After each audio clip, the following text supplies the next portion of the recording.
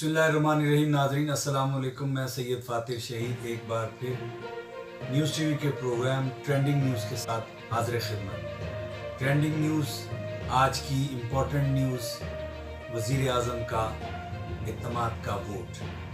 नाज़रीन, इंतखाबात होते हैं, नताइज सामने आते हैं, जीतने वाले वेलकम करते हैं नताइज को, लेकिन पाकिस्तान की तारीख़ रिवायत ये है कि हारने वाले हमेशा नताइज से डिनाई करते हैं। सूरत-ए-हाल कुछ यूँ है कि सेनेट का इलेक्शन हुआ तो आर्टिकल 226 के तहत सीक्रेट बैलेट के ज़रिए इलेक्शन हुआ।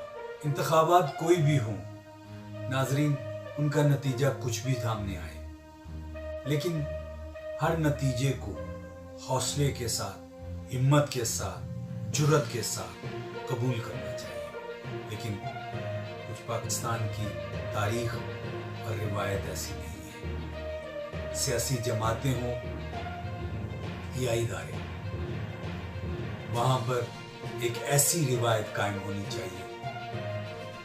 इलेक्शन हुआ जिसमें कोई जीतता है और कोई हारता है। आज भी जीत और हार सामने।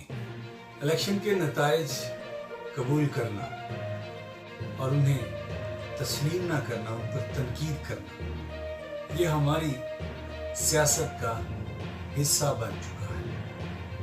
नाज़रीन, आइन के आर्टिकल 226 के तहत सेनेट के इंतखाबात खुफिया रायदही के मुताबिक हुए, लेकिन क्या ये दुरुस्त होगा? कहा जाए, इल्ज़ाम आयद किया जाए कि चोरों को बचा लिया गया। क्या इससे पहले भी जो लोग मुंतखब होते रहे वो चोर थे और उन्हें बचाया गया? ऐसा नहीं है। आपका मनसब, आपका ओहदा इदारों पर कीचड़ उछालने की इजाज़त नहीं देता। आज के नताइज को भी मानना होगा। अपोजिशन हो या हुकूमत, सब्र से, तहम्मुल से सभी कौम की खिदमत करें। इदारे हमारे हैं, हम इदारों के लिए हैं, हमारे लिए हैं इदारे।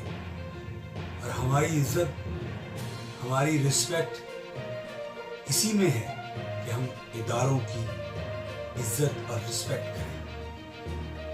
आज की इस मुख्तसर गुफ्तगू को, इस छोटी सी बात को बड़ा मान लिया जाए तो मैं समझता हूँ बहुत सी मुश्किलात आसान हो जाएंगी।